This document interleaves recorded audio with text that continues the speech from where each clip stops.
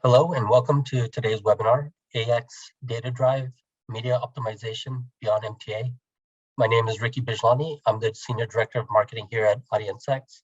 I just want to thank you all for taking a bit of your time to join us today. I'm going to give this just a couple minutes to let people finish joining us. And while I do, I'll go over a couple quick notes before we get started. First, we will indeed be sending a recording of the webinar to all the registrants afterwards, so everyone can look out for that soon. Additionally, we'll be taking some time to answer any questions that you may have at the end of today's presentation. So if you do have any, you can go ahead and submit them at any time during the Zoom Q&A feature right at the bottom of the interface. We'll have a couple of poll questions as well during the presentation. So today we'll take a look at the current state and fading loom of MTA and explore the approaches we believe can power attribution and optimization well into the future for marketers. Here to guide us through a bit of that today, I am pleased to introduce our presenter from AUDIENCEX, Benji Joachim, who is our Director of Analytics and Insights. Benji, thank you very much for being here today and hosting this discussion. I know it's going to be great. So with that, I am delighted to go ahead and hand the show off to you.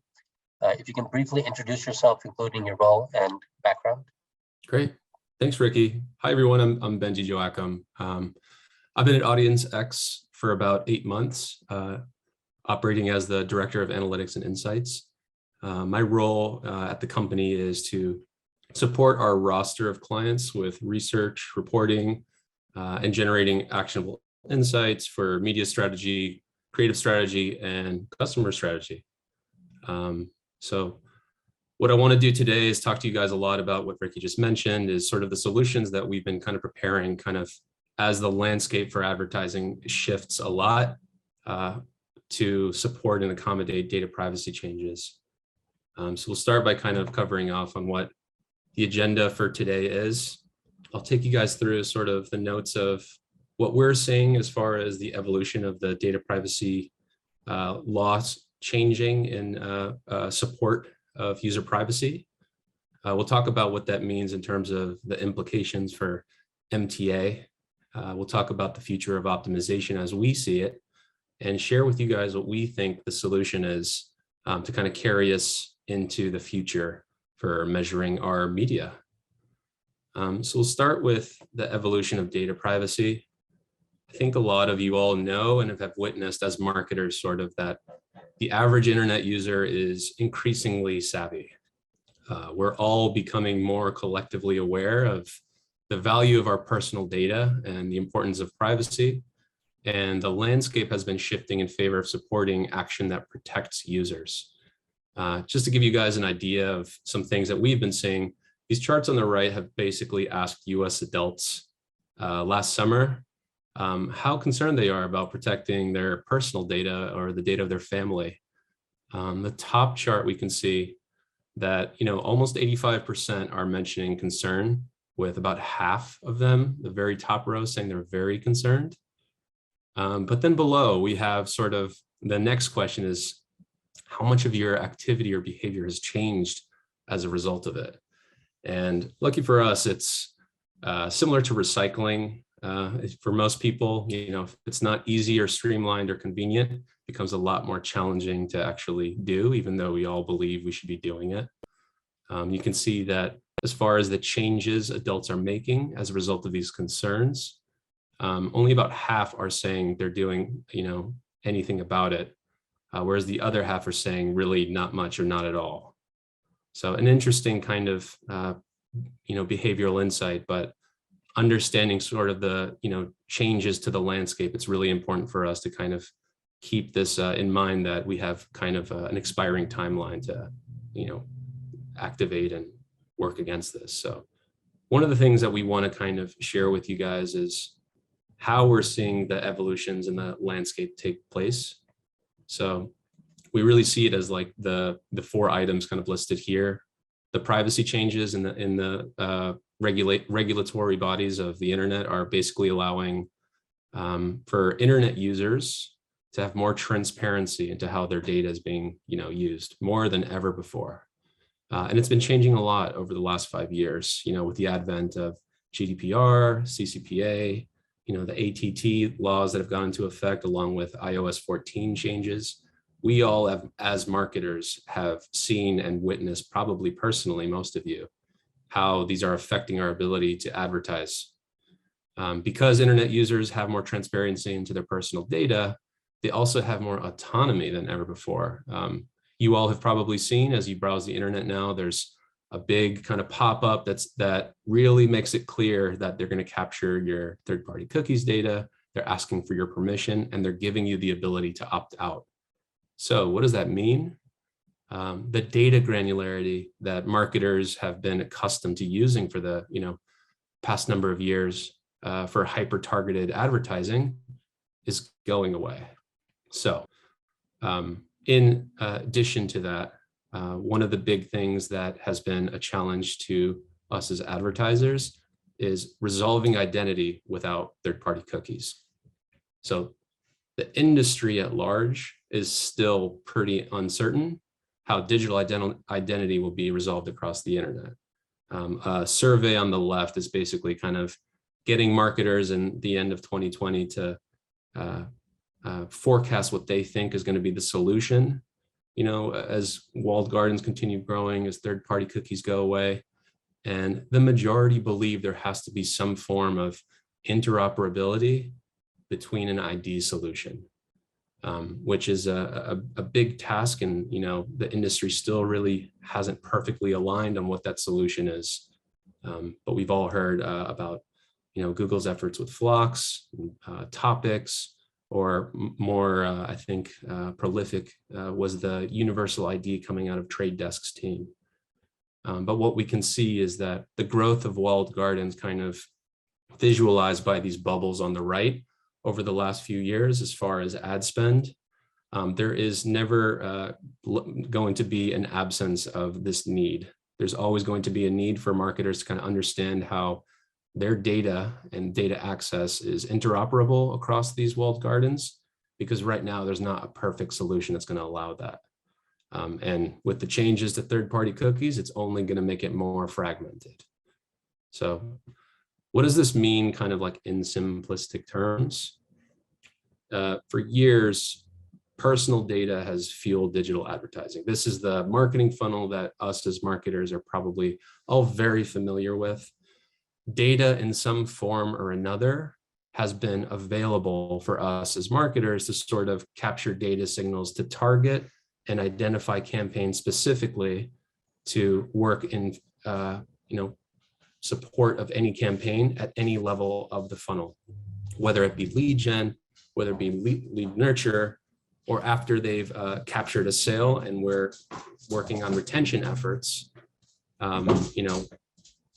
having that feedback loop kind of working in our favor to be mindful of all that. What does this really mean? Without third-party cookies, we're going to lose these historical levels of data visibility. And many have predicted in the industry that when digital marketing moves on from this, this historical kind of process of relying on tracking and deterministic abilities to target audiences, we're going to be shifting heavily in favor of strategizing better overall messages that resonate with larger and broader audiences. So the phrase goes that we're moving from deterministic to probabilistic, but what does that really mean? We're also losing the ability to track every move of our target audience in advertising.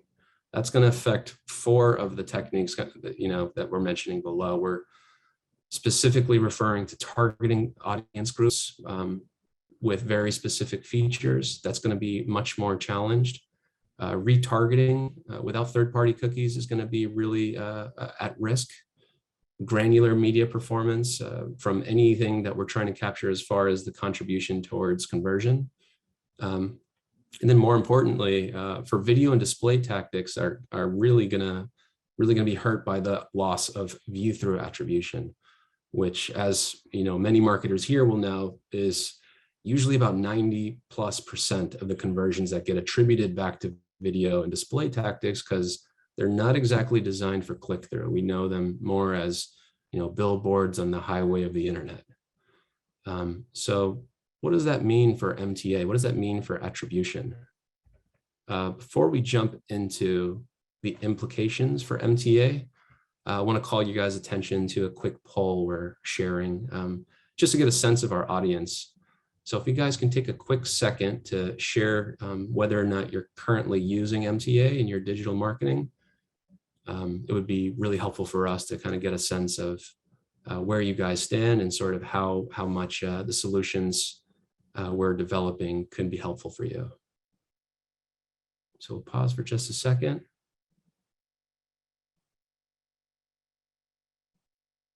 Great. Okay. So moving on to the next section, we want to talk about the implications for multi-touch attribution. So first and foremost, let's kind of start with some defining fundamentals. Let's talk about what attribution is, just generally. Attribution, as we know, is the act of assigning credit to a media touch point based on the impact it has on a consumer's path to purchase. This media funnel on the top should look familiar to a lot of us as marketers. There are a lot of different steps and points that are iterative across the conversion funnel that different tactics are designed for to kind of help. Attribution, to assign credit to these, most often occurs on a last touch basis, which means that it's giving all the credit to the last touch point a customer interacts with before engagement with an owned property, whether that's a website, a call center, or a physical store. Wherever the conversion takes place, the last touch point, typically in a default kind of attribution standard, will get all of the credit. This is obviously problematic for us when we're trying to evaluate display and video tactics, as I've mentioned. But given the multi-touch nature of consumer paths that we're all familiar with, multi-touch attribution was designed to kind of help marketers measure the touch points, everything that they would encounter across all of their devices en route to purchase. So how does MTA work? As a brief reminder, obviously there's many of us that are familiar with how it works, but to kind of just describe it simplistically, we'll start with kind of this example of what multi-touch attribution does. So essentially MTA, it uses the sum of full and fractional credits assigned to each touch point from an individual's journeys to purchase. All of those individual journeys are then collected in aggregate and summed up to sort of evaluate the contribution. So if you look at this table, these tables to the right, the columns all the way to the left are labels for the customers. So we have A through F, and each one of these customers are on a simplistic journey for illustration purposes towards a $100 sale. And if each one of the touch points are being given equal credit divided equally amongst the customer's touch point pathway, we can see that sort of how that plays out below in terms of the fractional credit of that sale being assigned to each channel. So customer A is encountering display, social, CTV, and out of home. You can see those 4 items split out of the 100. All of that kind of happens in aggregate for sales generated all the way to the channel totals below. That's kind of at a high level how MTA operates to give us a sense of the sales contribution of each channel and an understanding of how important each channel, especially from a ROAS perspective or from a kind of journey or sequential basis, impacts movement towards sales. But what's at stake here? What's the conversation that we're having right now? Data privacy laws, as we've discussed, is going to end user level tracking in the open internet. As a result, that's going to end multi-touch attribution for us. So what we want to do is find a new way to evaluate our media strategy without MTA, since that's going to go away. Without third-party cookies, we're going to lose those cross-channel pathway insights. So instead, we're switching back to an old statistical technique called media mix modeling.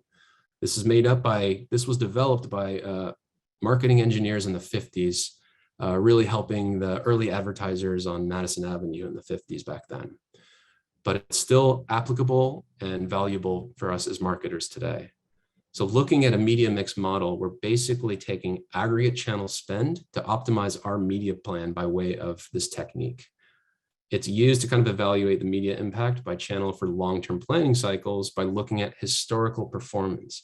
Media mix modeling is a time series-based analysis that lets us predict future outcomes with statistical inference.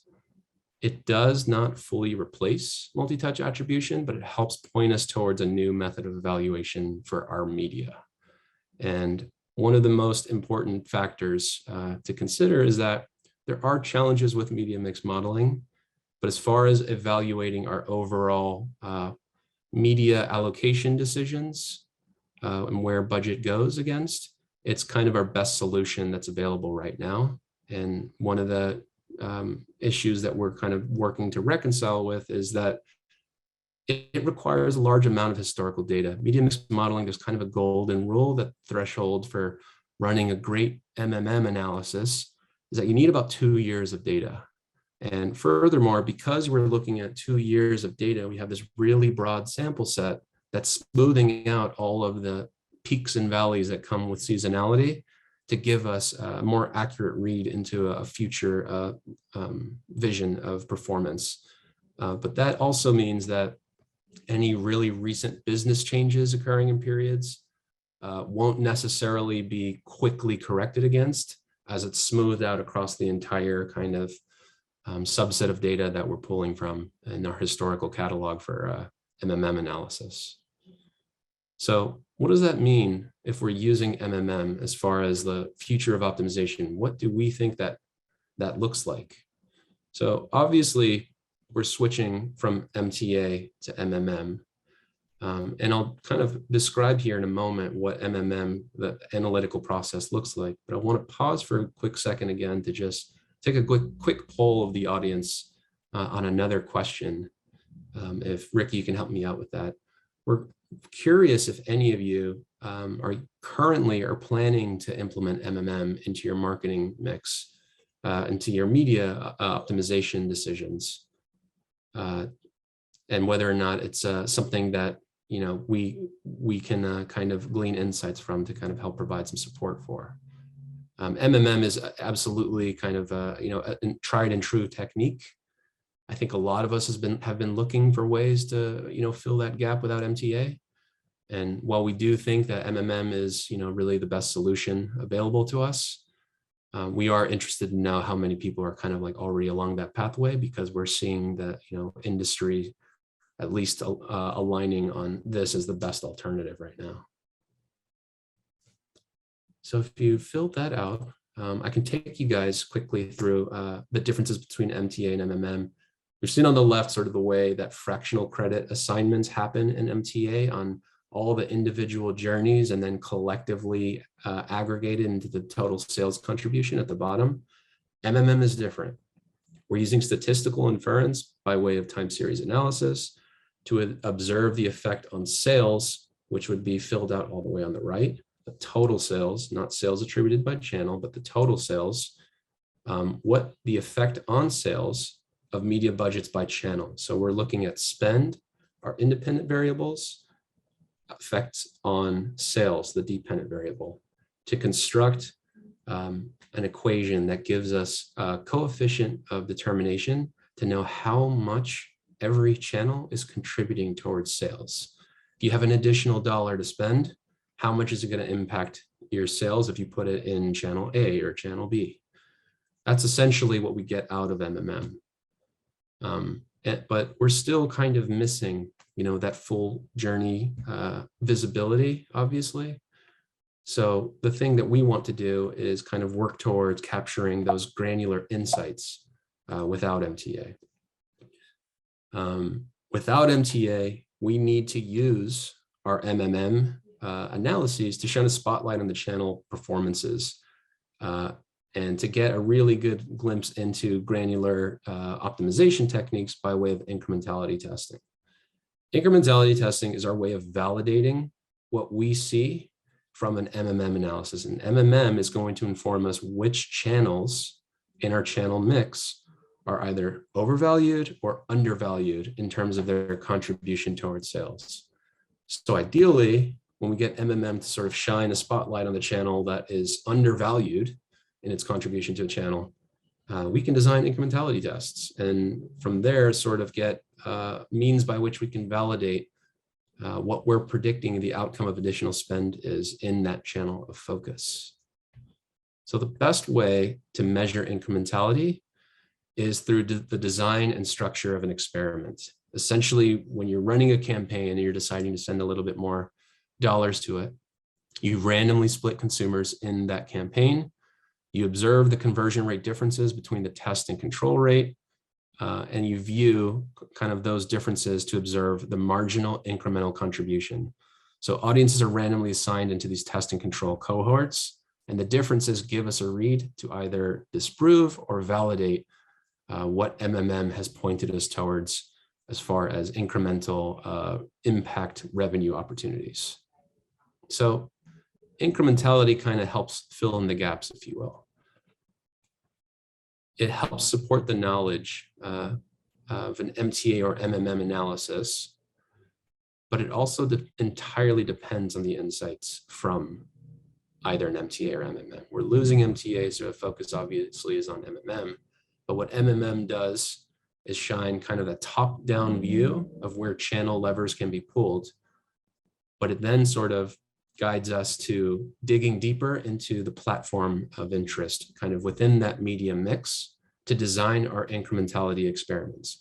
So we know, for example, that one channel is seeing, undervalue in its contribution towards spends. It means we should spend more. We should put incremental budget there because we know we're going to get additional value.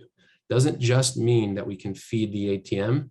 We still need to dig into that platform, understand our channel mix, know who our best performing audience is, and what creatives are really driving performance. That's where we need to feed additional budget decisions. And that's how incrementality experiments should be designed.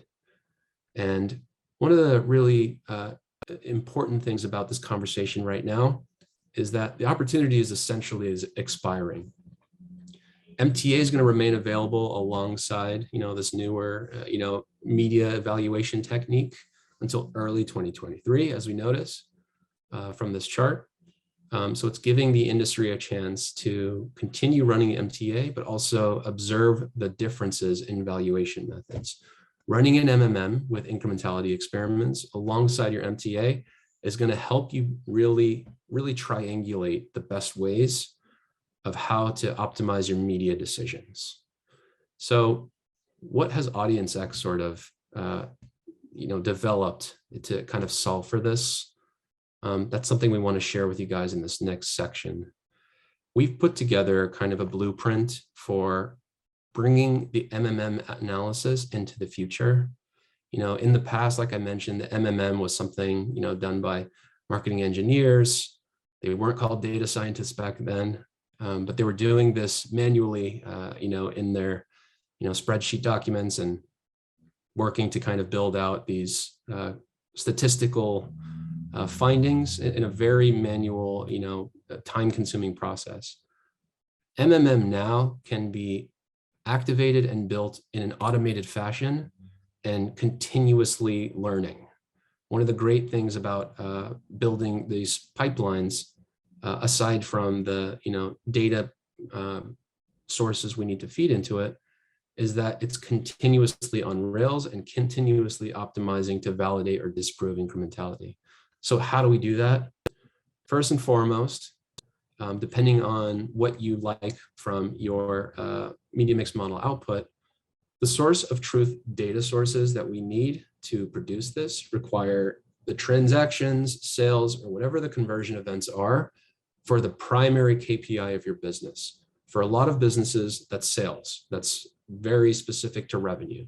Could also be orders, subscriptions, signups, whatever that end goal is for your business, we need source of truth data that tallies the overall amount of those.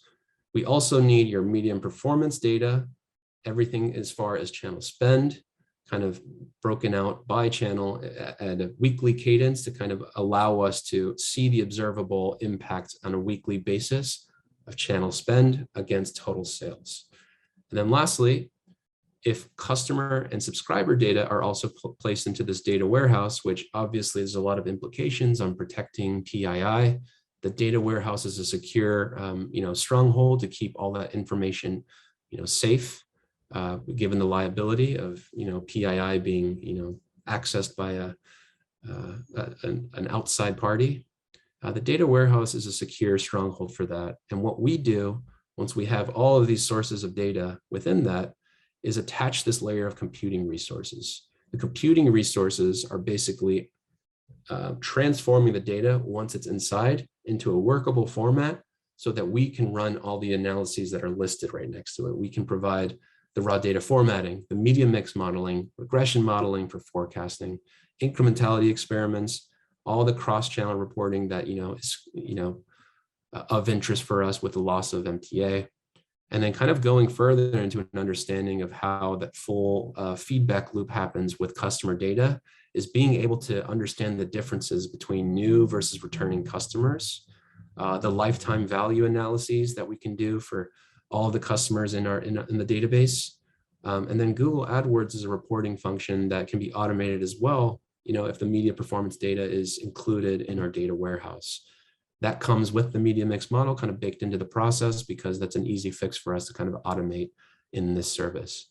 Then obviously at the end of all these computing resources doing their jobs and the pipelines having set up the data infrastructure into the data warehouse, all of the data being transformed into the workable format that we need to extrapolate insights can then be output to a client dashboard, something that you can access, something that you can observe to see how every channel is performing and how every channel is contributing incremental spend. Meaning, if that channel was not present in your media mix, how many sales would you be missing out on? So we get that sort of sense of incrementality in the overall contribution of sales that are being attributed by each channel. And the best part of all is it takes about 4 to 6 weeks to set up and deploy. And within 2 weeks, you can start designing incrementality experiments. But obviously, like we mentioned, there are some limitations. Not every business, not every client is a suitable candidate for it. So that's what I'll talk about on the next page. What makes an ideal candidate? It's really 2 buckets: data access and advertising spend. So starting on the left, just with data access. If you have 2 years of accessible data kind of already formatted to a weekly cadence, if we can look at media delivery broken down by channel, total conversions or sales or whatever the end KPI for your business is, both from a source of truth data source, as well as the customer and subscriber data for optional LTV or new and returning user insights. If we can get that data access, port it to our data warehouse, and enable it to design our incrementality experiments, what really makes all of this much more viable is 100K advertising per month across channel requirement. And obviously, as I've mentioned, that's the ideal candidate solution. Our minimum viable partnership would be based on a 50K per month ad spend. And really, here's the difference. If you have 100K of ad spend across multiple channels, you have a lot more impressions to glean insights from. You have a larger sample of data to validate and confirm our findings with statistical significance at the confidence levels we want. So really, the difference is that when you have the minimum 50K versus the ideal 100K, it's just extending the analysis timelines. But if that is kind of understood, it's totally still viable. So that is essentially kind of the requirements we need to kind of get this activated for clients of interest. Media mix modeling is what we really think is going to carry a lot of marketers into the future with the absence of MTA. We're actively, developing these pipelines and partnerships with our clients right now. Because we feel so strongly about it, we've invested a lot of resources to kind of get this going. So we're actively pursuing and building these relationships and the infrastructure to enable it right now. And that's everything I'd like to share with you guys. I would love to open the floor to any questions that you guys might have. Ricky, I know you've been kind of collecting some questions from the audience. Yeah, before we get into the questions, Benji, I'll share the results of the two-poll question. It'll be great to get your insights on the results. So the first question was, are you currently utilizing MTA in your digital marketing? And so we have 33% that said yes and 67% that said no. Is that common? Is that what you've been seeing with the current clients, customers we're working with? Yeah, I mean, 1/3, that does sound about right. MTA it's riddled with booby traps because it points you to places where to dig into the platform. It tells you where a touch point is either undervalued or overvalued. But like any media optimization techniques, it doesn't always capture the full context. It doesn't capture what creative was run, who was targeted. There's a lot of levers at our disposal as marketers outside of spend. So MTA, while it is probably the more common technique that's being used amongst marketers, it is difficult, and it does require somebody to kind of translate the insights into something truly useful, because like I said, it can be a red herring from time to time and kind of taking you down the wrong pathway of optimization. But 1/3 does seem to be right. I think it really takes a large amount of resources, and it's kind of tricky for mid-marketers who don't always have this full team at their disposal to run these analyses. Got it. And then for the second poll question, is, are you currently, or do you plan to use MMM for your marketing? Majority of the folks said not now, unsure about future plans, 76%. And then the 5% said yes, and 19% said not now, but planning to. Great. So once again, is this, your reaction to this? Is this how you're seeing our customers and clients in the same bucket? Yeah, absolutely. I mean, I think, it makes sense that there's trepidation about any new technique. I think for us especially, we're sharing this thought leadership because we have had exposure, to both techniques. We have had exposure to MTA, and we have run MMM analyses. And, there's pitfalls to each. It requires, somebody to kind of translate and guide how to navigate what the results kind of dictate. But like I said, it's the first sort of level of analyzing your media is let's start at the very top view of what media spend do we have across every channel. And MTA and MMM kind of provide that insight, but it still requires some next step digging. It still requires you to go into platforms. So it's not surprising that, not every marketer that's joining us today has, the luxury of being able to doing that so thoroughly. Yeah, thanks, Benji. We have a couple questions. The first question, are there other solutions available in the market outside of MMM? It's the $1 million question. We I think collectively as an industry, we've all kind of scrambled to find something that would replace multi-touch attribution. It's truly going to be a challenge for marketers that don't have kind of an owned property or a walled garden per se. If you don't have visibility into the performance and behaviors and pixel tracking of users that have agreed to log on into your ecosystem, the open internet is not something that currently has a great solution for MTA outside of aggregate level channel spend, which is why we're leaning so heavily into MMM, even though it's an old-fashioned technique. It's something we're bringing into the future to be done on a much faster cadence than what typically happened in the past. I got it. Thanks, Benji. Next question is, if we use first-party cookie for our MTA, does that mitigate the privacy changes regarding third-party cookies? It depends what your platform for site analytics is. Obviously, it's really important for marketers right now. If you own any sort of digital property, to be capturing as much first-party data as you can, because there will be audience graph solutions available to you to target, for your marketing communications. It's not a comprehensive solution. It still makes prospecting techniques being based on lookalikes of your audience. You get audience demographics on your website, but it's currently sort of like the best solution for stitching together a view of your target kind of outside of your own ecosystem. So I wouldn't say it perfectly solves, but it's the best solution right now for moving ahead. First party data is going to be really important for building those models.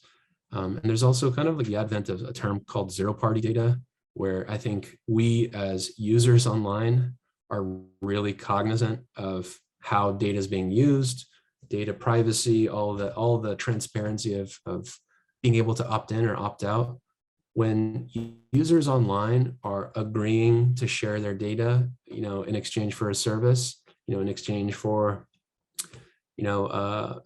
free credit card offers, for example, when you're giving all of your information away and there's a value exchange, that sort of zero party data is enabling someone on the back end to continue targeting you with relevant ads because you have volunteered your information. So they kind of call that zero party data because there's an agreed upon value exchange. It's not too far off from first party data. First party data is somebody that's, joining your digital ecosystem or your business and purchasing something and sharing their, shipping information, as well as like giving the business access to a customer profile of theirs. So two of these things I think are going to be really interesting to watch.